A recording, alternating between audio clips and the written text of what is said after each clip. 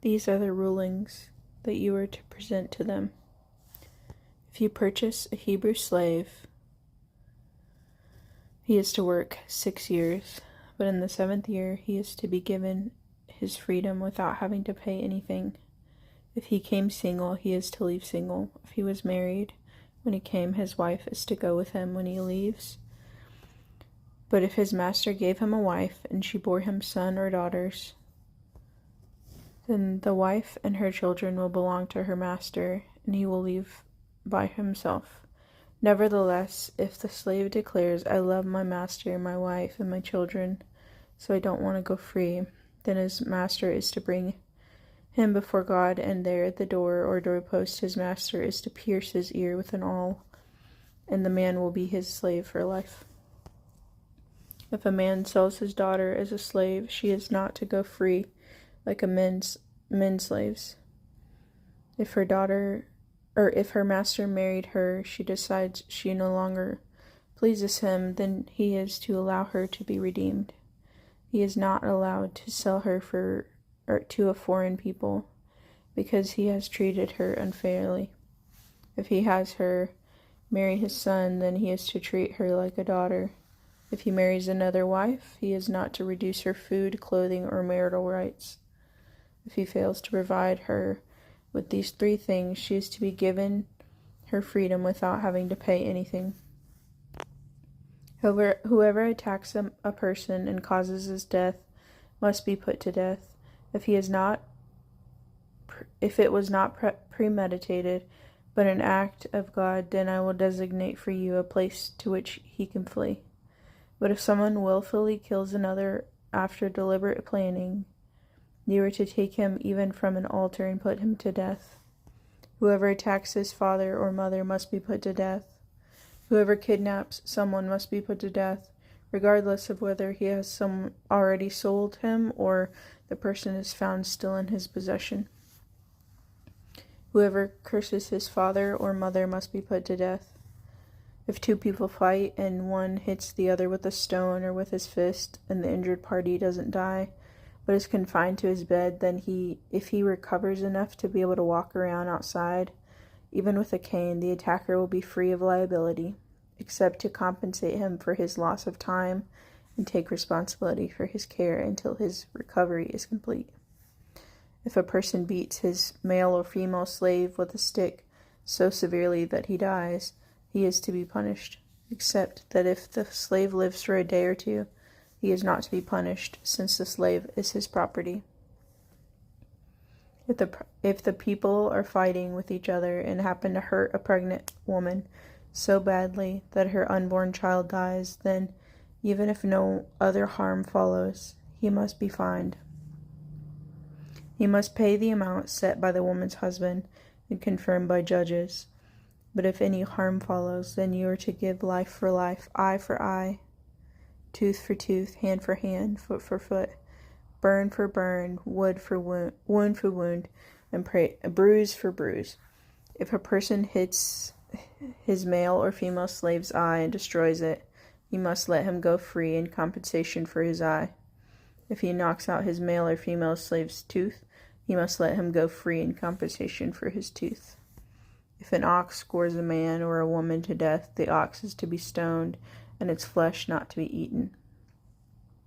But the owner of the ox will have no further liability. However, if the ox was in the habit of goring in the past, and the owner was warned but did not confine it, so that it ended up killing a man or a woman, then the ox is to be stoned, and its owner is to be put to death. However, a ransom may be imposed on him, and the death penalty will be commuted if he pays the amount imposed. If the ox gores a son or daughter, the same rule applies. If the ox gores a male or female slave, its owner must give their master 12 ounces of silver, and the ox is to be stoned to death. If someone removes the cover from a cistern or digs one and fails to cover it, and an ox or a donkey falls in, the owner of the cistern must make good the loss by compensating the animal's owner, but the dead animal will be his. If one person's ox hurts another so that it dies, they are to sell the live ox and divide the revenue from the sale, and they are also to divide the dead animal.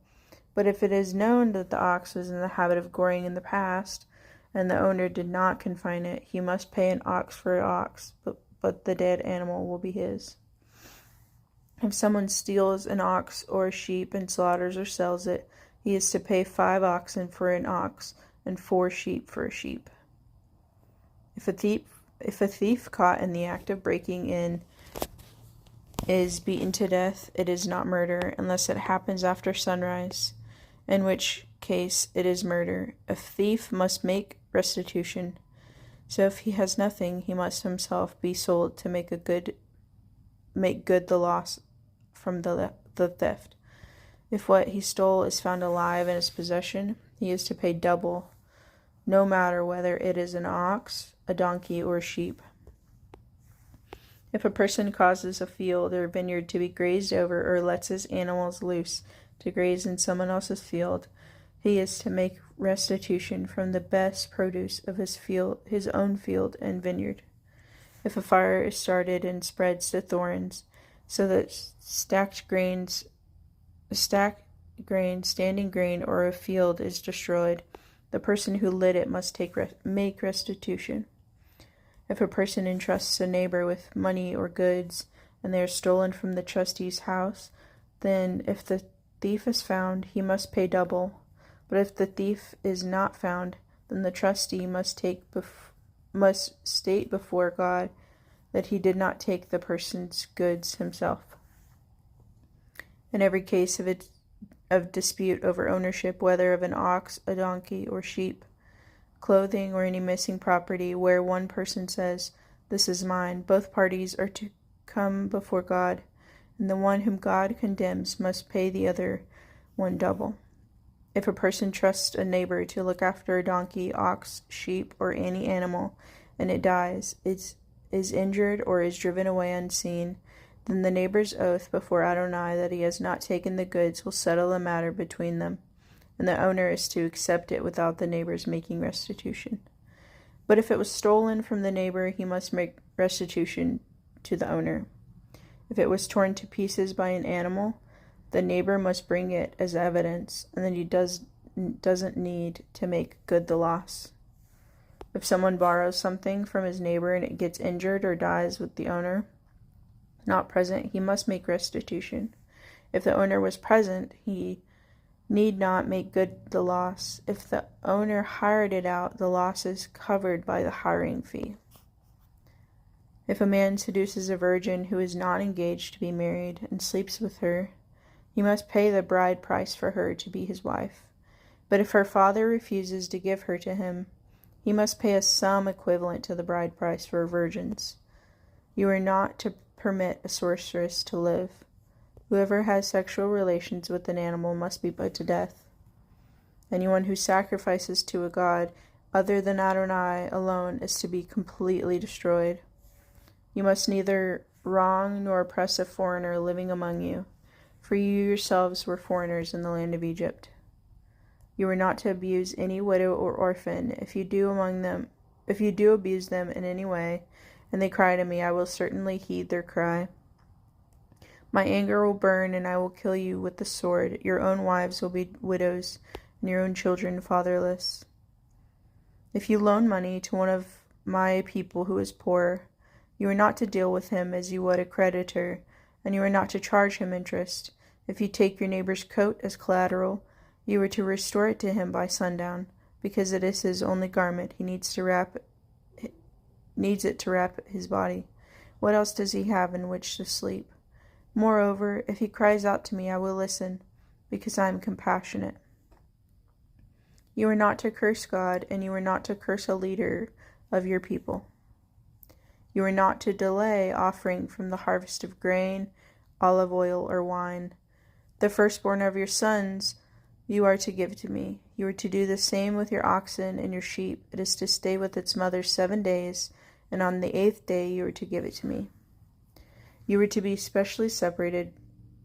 You are to be my specially separated people. Therefore you are not to eat any flesh torn by wild animals in the countryside. Rather, throw it out for the dogs. You are not to repeat false rumors, nor do not join hands with the wicked by offering perjured testimony. Do not follow the crowd when it does what is wrong, and don't allow the popular view to sway you into offering testimony for any cause if the effect will be to pervert justice. On the other hand, don't favor a person's lawsuit simply because he is poor.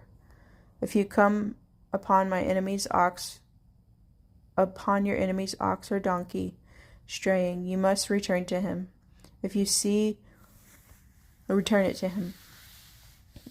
the donkey which belongs to someone who hates you lying down helpless under its load, you are not to pass him by, but to go and help him free it.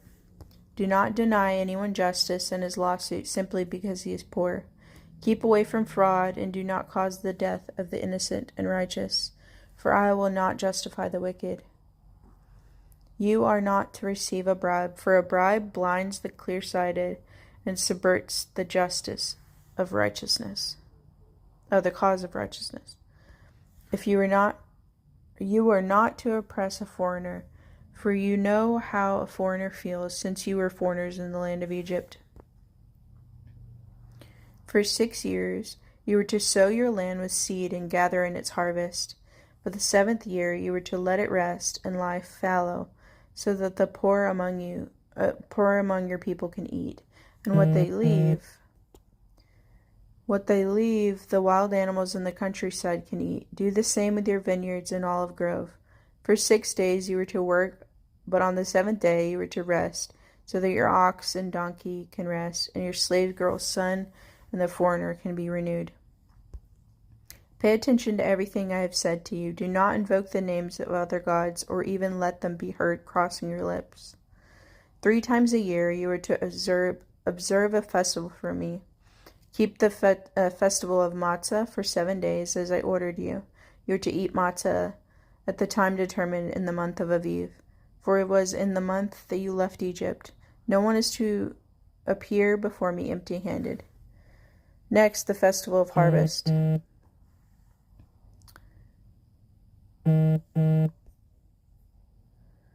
Festival of harvest, the first fruits of your efforts sowing in the field, and last, the festival of ingathering, at the end of the year, when you gather in from the fields the results of your efforts. 3 times a year all your men are to appear before the Lord Adonai. You are not to offer the blood of my sacrifice with leavened bread, nor is the fat of my festival to remain all night until morning. You are to bring the best first fruits of your land into the house of Adonai your God. You are not to boil a young animal in its mother's milk. I'm sending an angel ahead of you to guard you on the way and bring you to the place I've prepared. Pay attention to him, listen to what he says, and do not rebel against him, because he will not forgive any wrongdoing of yours, since my name resides in him.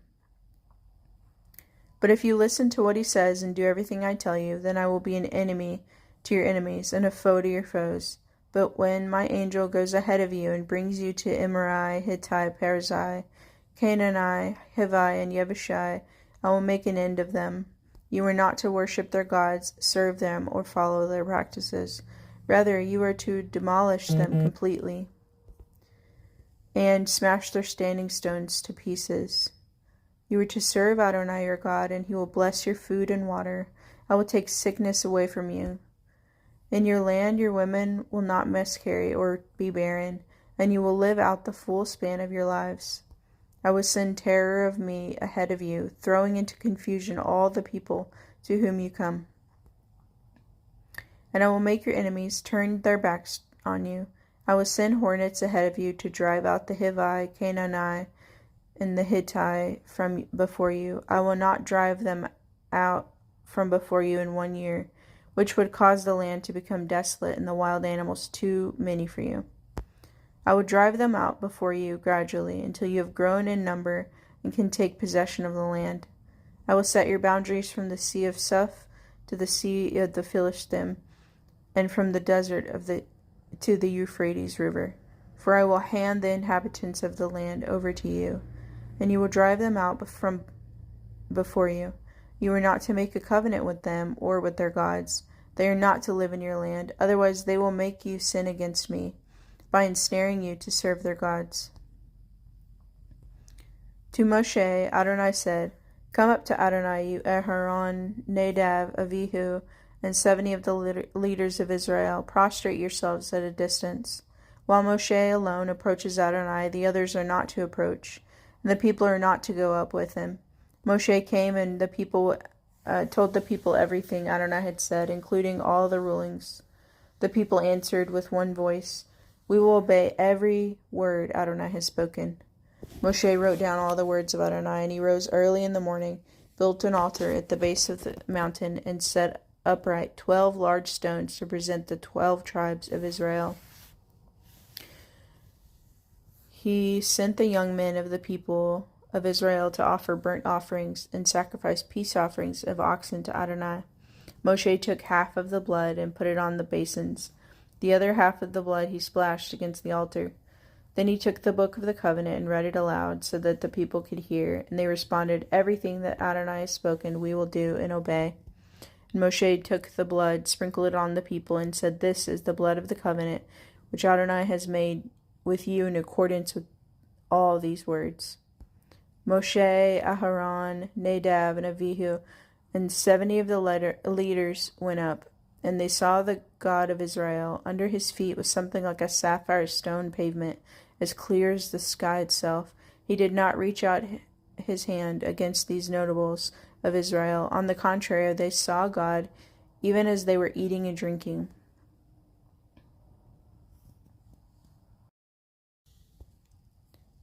Adonai said to Moshe, Come up to me on the mountain and stay here. I will give you the stone tablets with the Torah and the mitzvot I've written on them, so that you can teach them. Moshe got up, also Yehoshua, his assistant, and Moshe went up unto the mountain of God.